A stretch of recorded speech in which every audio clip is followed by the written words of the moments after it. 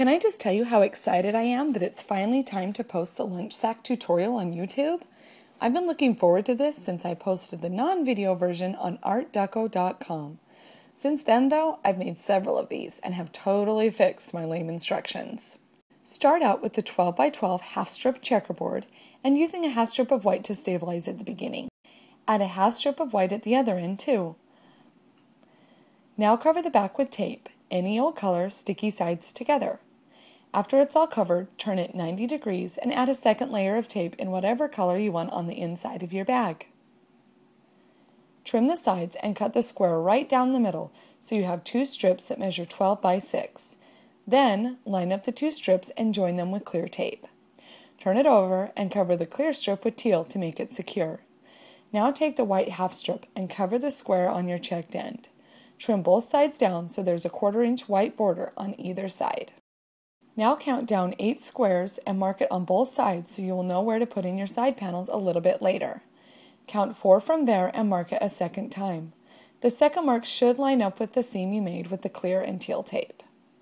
Now is also the best time to put in your closure, whether that be a snap, magnet, or Velcro. Then use a half strip of an accent color to finish off both of your raw ends and set the panel aside. To make the side panel, lay 2 7-inch strips down the mat 4 inches apart. Then lay a strip right down the center to make it nice and stable. Trim it down so that you have a 6-inch by 4-inch rectangle. Take my advice and don't skip this part. This is the #1 way to make sure that your lunch sack doesn't get all floppy and sloppy and lame, and I have to admit, it was one of my prouder moments when I figured it out. Just mark a 1/2 inch from one end and then angle your ruler to the far corner and cut it so it tapers from 3 inches at one end to 4 inches at the other. Now carefully peel it up and flip it over. Line up your angled end on one of the 1-inch ruler lines on your mat. Cover it with a piece of tape, sticky sides together, overlapping the bottom edge by a 1/2 inch. Peel it up and turn it over, lining up the second angle edge on the same 1-inch line, and again cover, leaving a 1/2 inch overlap. Lay a third strip down the center so the entire back is covered. Now find the ends of your tape. They are easy to see in real life, but since they don't show up very well in the video, I'm going to go ahead and mark them. Cut the tape on the wider edge, leaving a 1/2 inch beyond the edge. The skinnier end, though, trim right on the line.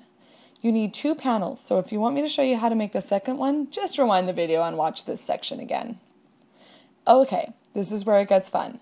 Line up the fat edge of your panel with the marks you made earlier and cut the sticky white tape on the other side. Do the same for your second panel on the other side. This is the trickiest part, so it makes sense that this would be the section that I totally missed the frame while I was filming, right? Right. Line up the edges of the bag on one side, nice and square with the corner of the side panel, and then line it all the way up, sticking it together from the inside of the bag. Repeat on all 4 sides until you have taken this project all the way out of the second dimension and into the third. Hallelujah, it's finally starting to look like a bag. Starting at the bottom of the bag at halfway point, wrap a 1/2 strip of trim color around the bag, covering the white border. Where the tape makes a little corner, clip it with your scissors and then fold it down. Fold it down over the seam, clipping it again where it meets the side panel, and repeat on all 4 sides of the bag. Really all that's left is to add your handle. I went ahead and added a snap so it could be attached to a backpack, but you could use a clip too. That's it, duckos. Add your scraps to your duckle ball and you are done. Next video, I'll show you how to make a matching ice pack and some of the variations on the bag. Thanks for watching, duckos, and remember, you can find more fantabulous duct tape projects at www.artdeco.com.